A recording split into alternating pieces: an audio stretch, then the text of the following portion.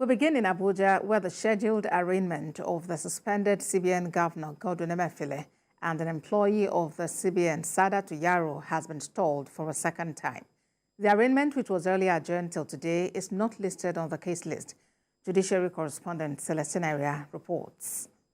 Unlike on the 17th of August, when the matter came up, the courtroom was filled to its capacity and its environs surrounded by men of the DSS. Today, neither the suspended CBN governor nor his counsel were in court. The prosecution counsel was also absent from court. TVC News gathered that Mr. Emefiele is trying to enter a plea agreement with the federal government, and his absence from court is to enable both parties to come to terms of agreement. Mr. Emefiele, alongside Saadatu Yaro, is facing a 20-count charge of illegal procurement of over 98 vehicles and armored buses to the tune of 9.6 billion naira.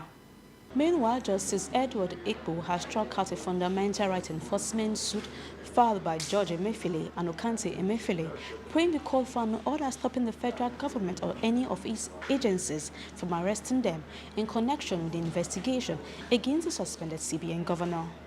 At the resumed sitting, the applicants filed a notice of discontinuance in the suit and against the respondents.